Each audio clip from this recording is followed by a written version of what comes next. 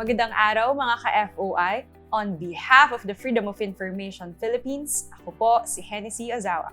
And I am Ella Ricafranca, and we welcome you to FOI Philippines' newest platform, FOI Talks, an inclusive virtual platform to engage with FOI Philippines' key partners and stakeholders from across all sectors on the importance of access to information.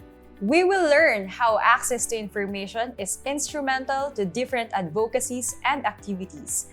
We will also get to unravel how our partnerships and engagements with varied sectors and FOI champions are critical for the promotion of our right to access to information. We are live on FOI Philippines' Facebook page at this hour. And for our pilot episode entitled FOI Talks, Pioneering Access to Information for the Business Sector, we will talk about the synergy and interplay between freedom of information and business-related engagements. Mga ka-FOI, before we start, we invite you to like and share this pilot episode so we can reach out to more viewers. Help us boost this virtual activity by using the hashtags, #FOI Talks, #FOI Bridging People, #FOI Tulay sa Kaalaman, and #Pass FOI Law Now. Yes, tama ka dyan, Ella, no? Pero before we start, kamustahin naman natin ikaw, partner. Kamusta ka ngayon? No? Excited ka ba sa ating episode for this day? Yes, I'm good and I'm very excited for this episode, Miss Ness. And I'm sure all our viewers are excited as well to know more about the long-standing partnership between FOI and MBC. Yes, kagaya mo, no, excited din ako na mas kilalanin pa natin sila ng mainam at ng maigi. So without further ado, mga ka-FOI, we are fortunate to have with us today our key partner from the business sector, the Makati Business Club or MBC. Please all welcome Ms. Ofilada, MBC Senior Policy Officer. Good afternoon, Catch. Yan, kumusta ka naman? Okay naman. Maulan na umaga this morning. Yes. Pero happy naman na nandito kami with the FOI-PMO. But before we start, may gusto ka bang batiin sa mga FOI viewers, mga ka-FOI natin, and of course, the MBC FOI team na nanonood sa atin today? Sure, we'd like to say hi to our funders, the Center for International Private Enterprise, my teammates in the FOI team, Vern, Jason, and of course, our bosses, Coco and Rox. Hi, hindi Hello, Coco. hello. Hello po Hi, sa mga partners natin dyan. So before anything else, no, now let's get started. Sure. Alright, so Catch, before anything else, no, could you please further introduce yourself, no, for the benefit of our viewers? Could you please further introduce yourself, the Makati Business Club or MBC, and of course your role in the organization? Sure. So, hi, I am Ofilada. I am the Senior Policy Officer at Makati Business Club. What that means is that I handle all of the projects related to our governance and democracy pillar. That includes, of course, our FOI project, also projects on digital democracy, digital disinformation, media freedom, among others. Yes. So Makati Business Club, we're, I think, a pretty established organization. We've been around since the 1980s. We're an organization of about, I think, 400 of the largest and most dynamic corporations here in the Philippines. Alright, hearing that, no, napakadaming engagements na rin all throughout the years ng Makati Business Club. But again, for the benefit of our viewers, what does MBC really do? Ayan, para meron lang silang makatch nila yung glimpse na ano nga ba ang ginagawa ng MBC for the public or for the general stakeholders. Sure, Ness. So MBC, we have 2 tracks. One track is our democracy pillar. So under that, as I said, we have our freedom of information, media freedom, digital disinformation, and digital cities project. On the other track, we have our economic pillar. So under that, we have our economic and infrastructure blueprint. We have our advocacy with the economic managers. We have projects related to sustainability and circular economy. Also, gender inclusivity in the workplace. Yes, it's nice to hear, no? Very inclusive din yung engagements ng MBC. Other than that, we know for a fact that Makati Business Club caters to the business sector. But other than that, what other stakeholders do you mostly engage with? Sure. I think our principals always say that Makati Business Club is a business organization, but it's not just for business. So one of our main thrusts is really national development, and we want to be like a forum for constructive ideas. So ideas that we can use to help improve our governance system, to help improve our economy.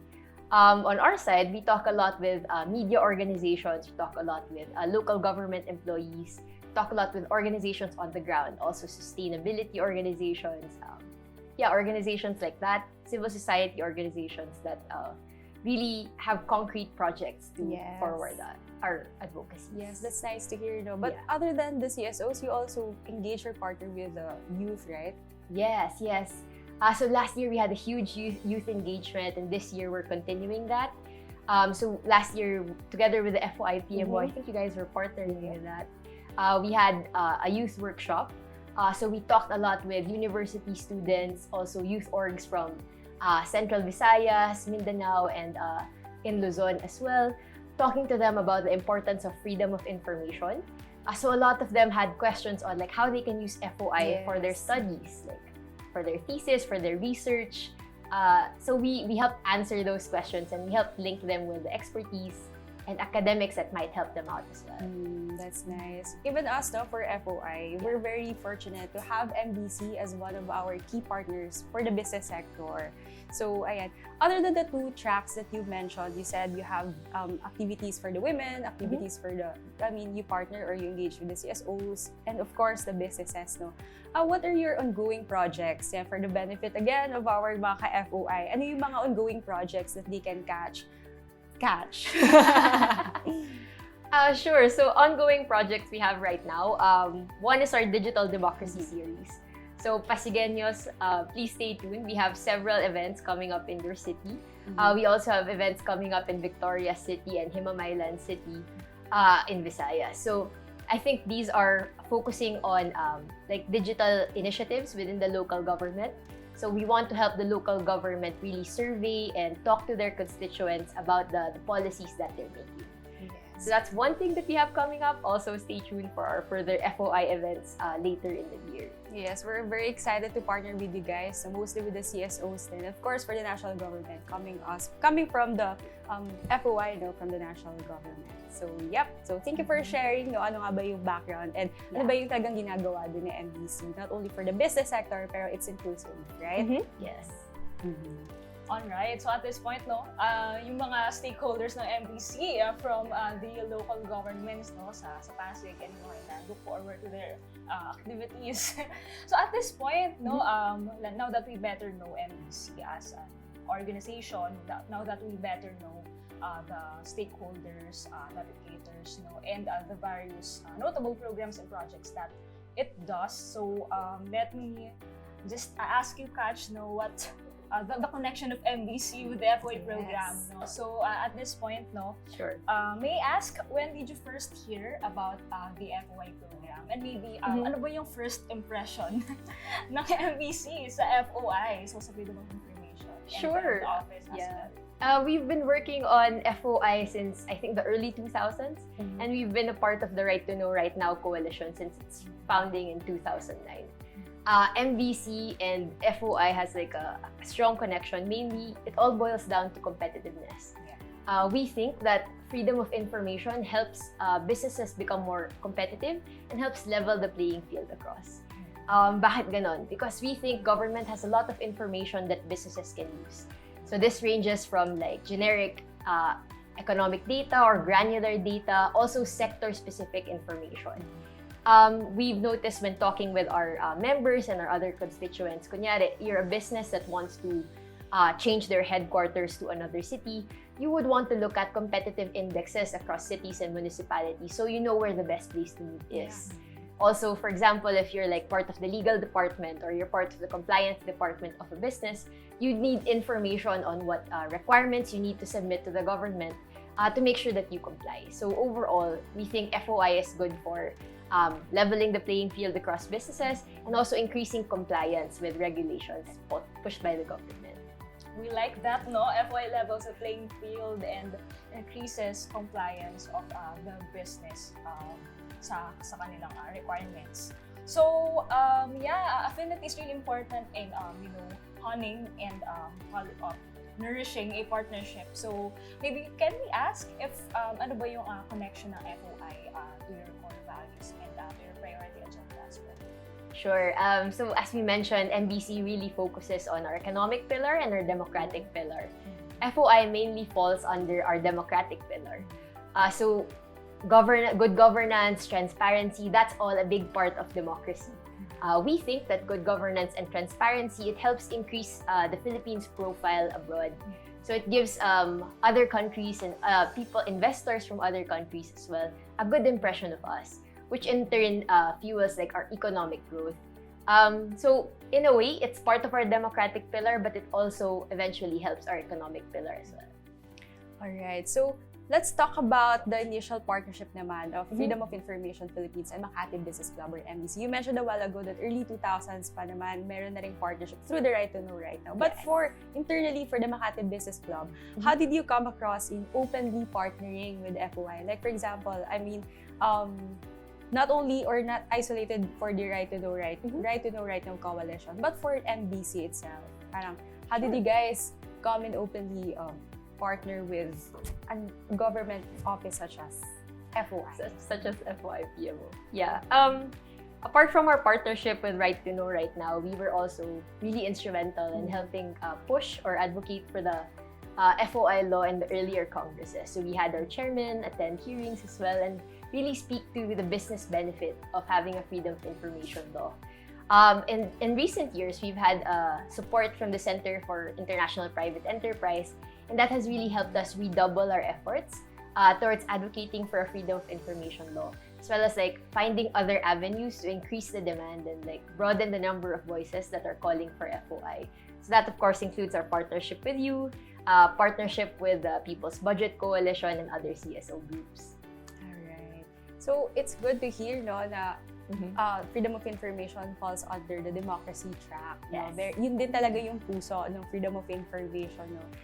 Demokrasya, no? Kalayaan ng mga mamamayan, kalayaan ng bawat ka-FOI natin na kumalap at mag-access, no, ng mga impormasyon mula sa government. But for MBC, no, what's in it for a business organization to really partner or to make collaborations with FOI?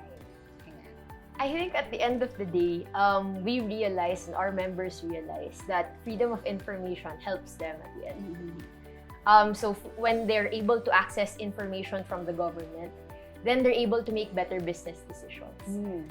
So apart from what I mentioned earlier, the information that the government already has, we can see that they're able to use this information that they have to improve their business operations, streamline it, and also to improve compliance and regulation. I think that has been mentioned by Katch a while ago. No, it really levels the playing field, no, for the business sector.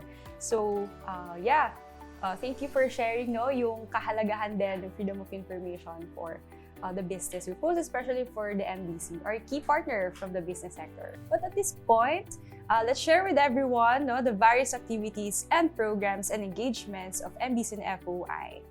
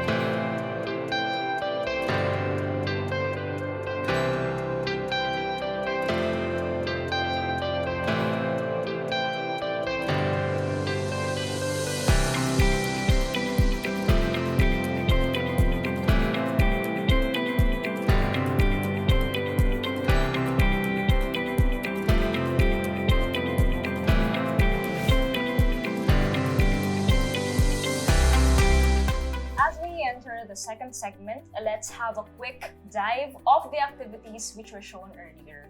Can you tell us, Katch, what were the highlights of the FOI and MBC initiatives and engagements? engagements? And how do you think where these initiatives became instrumental for pushing forward the FOI advocacy within the business sector? Sure. I think the activities that I was particularly proud of, one was our advocacy efforts with the previous Congress. We were especially happy to have the joint statement with the 19 other business organizations. I think this was the first time that this had happened with the private sector, so we had talked with other organizations like the Bankers Association of the Philippines, different foreign chambers like the Canadian Foreign Chamber, the European Foreign Chamber, really suss out like what were the issues of their members with FOI, what did they think about FOI, and what specific provisions did they want to see in an FOI bill. So that was really interesting for us. We were able to see the FOI bill from different facets and different industries. Apart from that, we also really loved our engagement with the youth, of course. It was great for us. MBC doesn't usually have youth activities, so it was great for us to be able to talk with university students, to be able to talk with members of the academe. And they were so fresh, they had such enthusiasm for FOI that really helped enkindle the fire in us to help keep pushing us forward. Alex and I, and the previous FOI manager and myself, we had started the FOI advocacy as university students. So it was great to kind of pass on the torch to the next generation. Apart from that, of course, we love our initiatives with the FOI-PMO. We love being able to talk with the members of the FOI-PMO, with the LGUs and the other national government agencies about FOI, about what they think about it, and the provisions that they want to see in the upcoming bill. Yeah. So it's your engagements with the Congress, with the youth, and with FOI-PMO. Yes, PMO, of course. If I may ask lang, you mentioned a while ago that you're fond of engaging or partnering with the youth. With the previous AVP a while ago, pinakita natin yung engagements natin with the youth. So how was it for the business sector to engage with the youth sectors? I think this was your business is for you, or the CSO or the youth workshop, no? So this is led by the MBC. So how was it? I think it was also great for the members that we invited. So to interface with the youth, to interface with these young people, university students, and members of the academy. Yes. So these are CEOs, very senior people. They've been working with the private sector, with the business for a long time. So I think it was really refreshing for them to get to see the enthusiasm and the passion that the youth have for advocacy and for freedom of information. Yes, previously it was more of the Zoom or online engagements only. Meron ba kayong plans na mag-visit din ng mga universities? So in person yung engagement or interaction? I think for now, we're starting our engagements that are face-to-face. Alright. We're moving towards a more hybrid setup as COVID rules loosen up. But we have yet to make engagements with schools and with universities for in-person events. We also have to consider as well the health of our principals and of course the students. That's definitely in the cards for maybe later in the year or next year. Pahapyo lang, Catch, na baka you'd like to Sure. share with everyone. Meron na ba kayong mga target universities na gusto ninyong sugurin? No, not necessarily sugurin, but gusto ninyong puntahan din at mabisita for the workshop? Definitely, we think we'll start with the LaSalle schools and the University of the Philippines and Ateneo here in Quezon City. We've had engagement with those students before. They've attended our workshops and our events. So we think it's a good engagement to start with, maybe to talk about FOI with their students and with their teachers. Yes. So that's good to know, no? Medyo lumalawak, and at the same time, you're slowly trying to, kumbaga, in-person na rin yung mga engagements natin kasi bilang bumababa na rin naman yung restrictions, no, with the pandemic. So with that, no, maiba naman tayo nung topic, no? Moving forward, embracing innovation. So for the Makati Business Club, MBC in partnership with Center for International and Private Enterprises, or CIP, develop your own FOI microsite. So, can you share with us, though, how did you guys started conceptualizing the FOI microsite? Kasi you mentioned a while ago, it really levels the playing field for the business sector.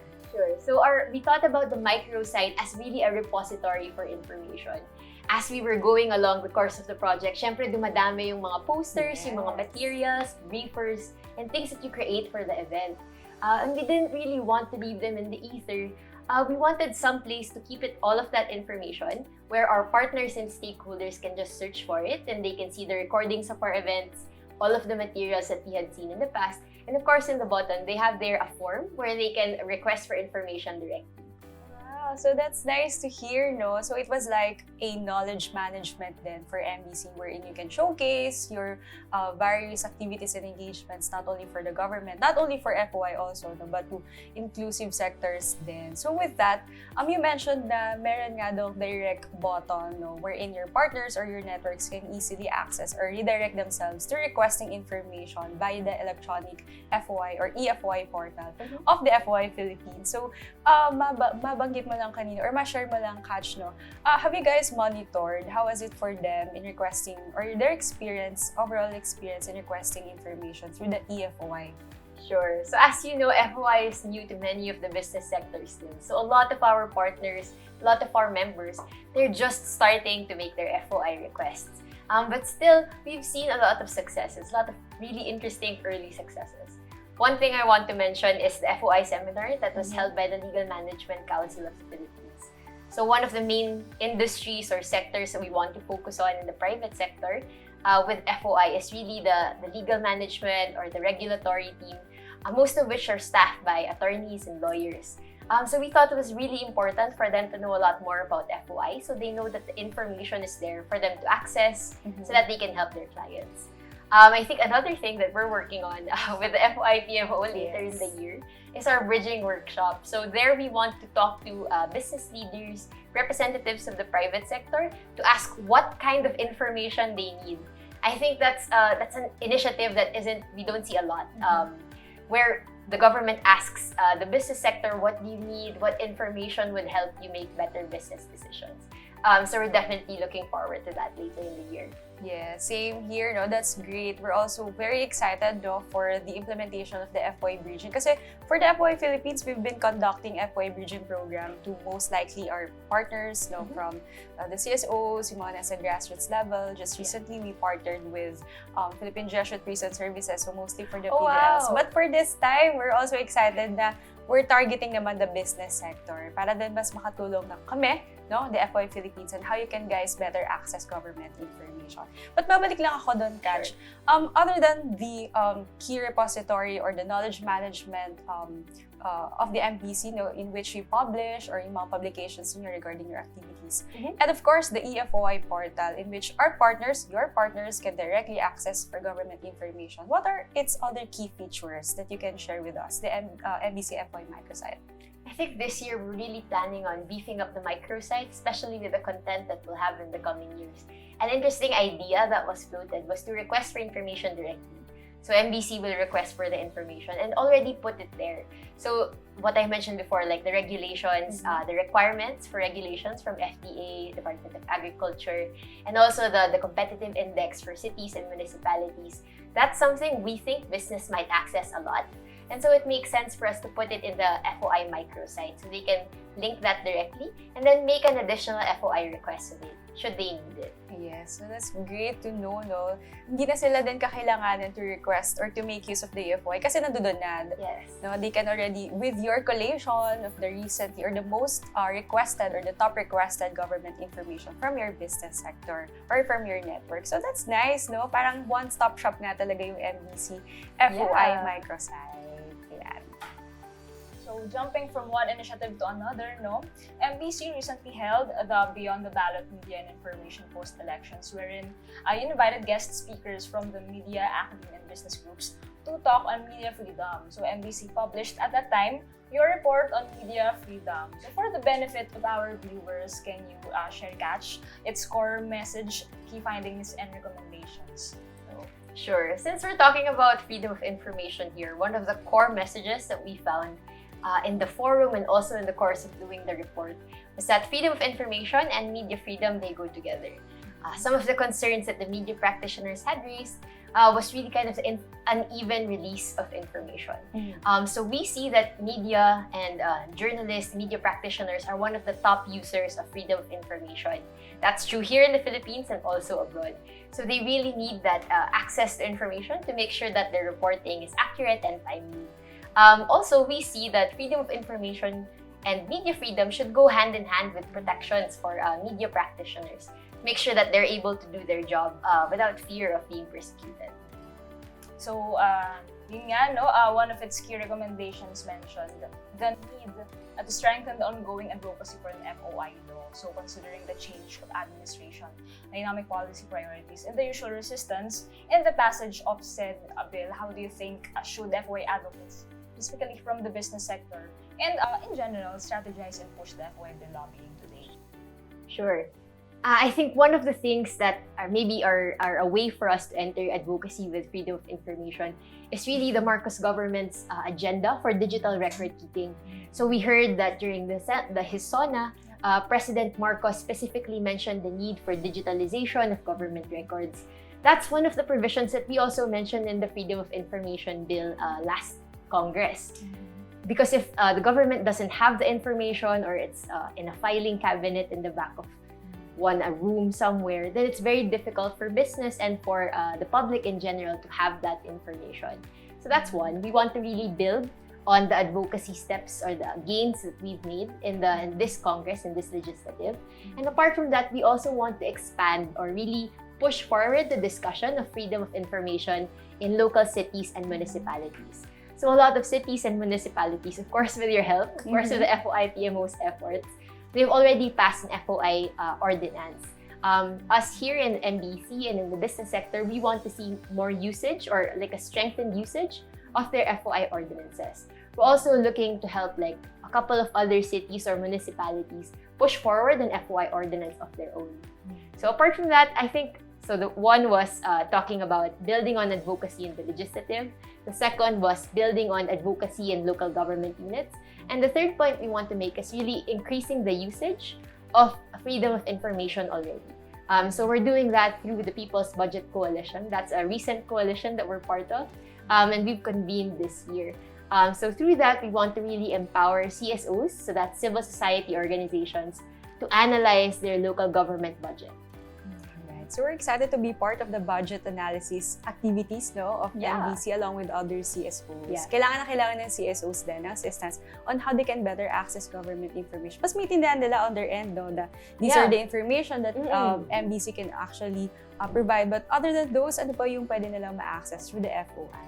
But since we're already on the topic, MBC along with the other business organizations, business groups, perhaps coming from your network or organization, you urge the 19th Congress to prioritize the passage of 24 legislative priority agenda.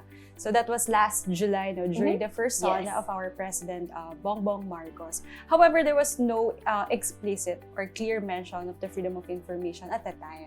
So, Cash, could you share with us, since you are part of the FOI advocates, Sure. what was your initial reaction given that situation at the time? There was no clear mention of the freedom of information. Sure. I think FOI has been an advocacy that's 3 decades in the making. I think that's older than all of us here at this table. In our team as well, we're all relatively young women, and we know that FOI is older than all of us. Yet still, we're very hopeful that we're able to pass an FOI law in this Congress. Again, because of the positive signs that we've seen about digital record keeping and digitalization, that we think goes really hand in hand with freedom of information. If you're able to track and keep the information already in the cloud, then what's wrong with sharing that information already to people who request for it? I think it's a precursor step to FOI. Yes. All right. With that having said, no really need for an FOI law. But, well, given the situation, wala pa rin tayong FOI law. What do you think its implication for the business sector? I think one implication of that is really an uneven release of information. Because we don't yet have a general law that mandates or that tells all of the government units, local government units, how they should implement FOI. It's very difficult. It depends entirely on that particular FOI officer or that particular local government unit or national government agency. So really, I think there's that unevenness that comes with not having a generic rule. Yep. That's why we're also looking at pushing forward an FOI advocacy towards a generic FOI law, that is nationwide FOI law, along with pushing for or strengthening local government FOI ordinances. So with that, we know now you've been part of the TWG member and you've been our staunch partners in advocating for the FOI law. For the MBC, internal to MBC, can you share with us how MBC intends to popularize further or promote further the importance of FOI? I think within the business sector first, we have activities that focus on internally the business sector and then more generally civil society organizations. So that's one, activities for that. And then also we want to focus on advocacy. So on activities within the business sector, we really plan to double down on asking the business sector what kind of information they need and then helping them access that through eFOI. So we'll be doing that, of course, with our workshop with you this year, and also consultations with our members and partners about what information they commonly use from government. So we can include that in our microsite. Apart from that, we also have activities with civil society organizations, like we mentioned earlier, about helping them or helping us also share information on how we should analyze the budget from our local government. We find that sometimes the local government already has budget set aside for specific sectoral groups like PWDs, that we're not sure how these are being used, or perhaps these local government units could share how they could, CSOs could help them enact that budget. Also, we plan to really double down on our advocacy in this Congress and with local government units. Yes, so that's great to know, na yung approach din ng MBC is very consultative. That's a good thing for the CSOs. Kasi for the CSOs, kailangan din talaga nila ng push pa, na for them to be more participatory or for them to further engage with the government and of course with the business sector. Yes, I think it's a learning process for all of us in civil society. Yes. It's not easy to understand your local government budget or your national government budget. So we think it's really important to have the budget analysis workshop so all of us together could learn how we could better analyze it and learn best practices and how we can do that better. Yeah, so we're excited to be part of the workshop. So we'll see you there, guys. Yes. Okay. So, taking off from that, the Makati Business Club, along with other FOI pioneers and advocates in the country, such as R2KRN, FOI Youth Initiative, and We Solve, is one of the TWG members for the passage of the FOI bill. So, as our partner, could you share with us how MBC strategizes to gain the support of some of the major business groups in the country to be a part of this advocacy? Well, Ella, I think on our end, we will make use of our groupings that we already have, namely the PBGJFC, so that's the Philippine Business Groups Joint Foreign Chambers. So that's one group made up of, I think, around 20 plus organizations, foreign chambers, business organizations that represent different industries. So what we really do and what we've seen success in is that we propose FOI to be part of the priority bills of the PBGJFC. That's something that we've already done earlier this year. And we'll also be asking their help in pushing forward FOI advocacy in the House and in the Senate. So I think we're down to our last stretch of the program, Catch. So at this point, let's talk about the perspectives, the plans, and the hopes of the Makati Business Club, our major partner from the business sector. So with all our engagements, the past and even the ongoing projects and engagements. So what are your major hopes for the freedom of information and of course, the partnership with the Freedom of Information Philippines? Our main hope is really that people use freedom of information. So we see that there's already a space for FOI that we have now.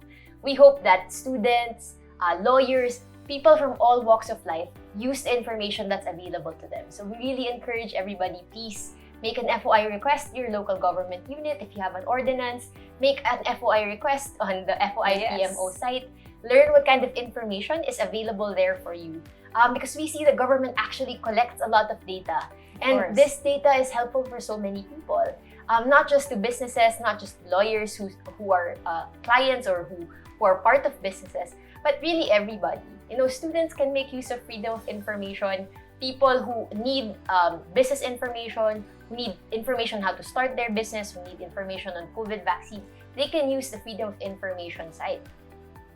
All right, so thank you, Kachna, for sharing with our viewers a glimpse of FOI Philippines and MBC's dynamic partnership. So again, kami sa FOI Philippines, we're very glad to have been partners with staunch FOI advocates like you. All right, so to wrap things up, let me ask you this last question. So what is your ultimate call to action to the public? That has to be, please pass FOI now. We've talked about throughout this process about the need for a generic FOI law that applies to all government agencies. But apart from that, use the space that you have now. Use the freedom of information mechanisms that you have now. Reach out to us, reach out to FOI-PMO and find out how you can learn more about freedom of information. Yes, thank you very much, Catch. No, we really echo your call to action. No? Guys, our FOI partners, FOI advocates, and the general stakeholders, hashtag pass FOI law now. Again, thank you so much, Catch. No? FOI Philippines is also here with you along the way with all the MBC's undertaking. So maraming salamat po, and would like to greet also ED Coco Alcoas. Maraming salamat po sa support niyo, sir. Hi, Coco. Thank you so much, Catch. So at this point, before we end, meron ka pa bang gustong batiin aside from the MBC FOI team and mga gustong i-plug na upcoming MBC activities and engagements? Sure. Of course, we'd like to greet always our partner, the Center for International Private Enterprise, and its local country director, Ryan Evangelista. Thank you so much, Ryan, and to the SIPE team for supporting us in pushing forward FOI here in the Philippines. As for our upcoming events, please watch out for our budget analysis workshops. This will be happening later in the year. And of course, the bridging workshops that we have with FOI-PMO. Thank you so much, Catch. Thank you so much, MBC. Thank you so much, Nes. Thank you, Ella. Thank you.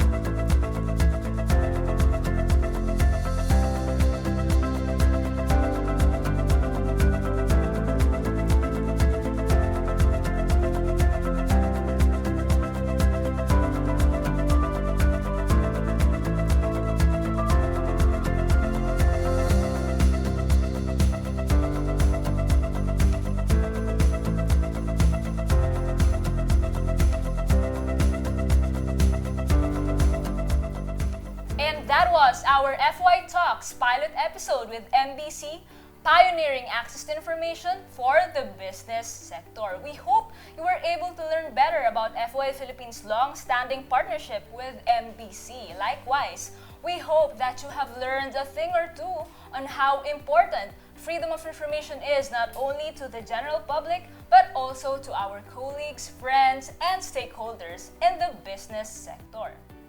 And there we have it, mga ka-FOI. Thank you very much again to our partner, the Makati Business Club, and also to Ms. Catch Ofilada for joining us today in our pilot episode. Mga ka-FOI, hanggang dito na lang muna ang ating kwentuhan with our FOI partners. Correct. Abangan at samahan po ninyo ulit kami sa susunod na episode as we share with you the essence of the FOI program through the lens of our partners from across sectors. To get to know more about FOI activities, just visit our FOI website at www.foi.gov.ph and follow our Facebook page, FOI Philippines. Lastly, don't forget to like and share our pilot episode with MBC today. Keep tagging us by using the hashtags, hashtag FOI Talks, hashtag FOI Bridging People, hashtag FOI Tulay sa Kaalaman, and hashtag Pass FOI Law Now. On behalf of the Freedom of Information Philippines, I am Ella Ricafranca. At ako naman po, si Hennessy Ozawa. Together, let's get to know the FOI partners and learn the importance of access to information here on FOI Talks. See you in our next episode!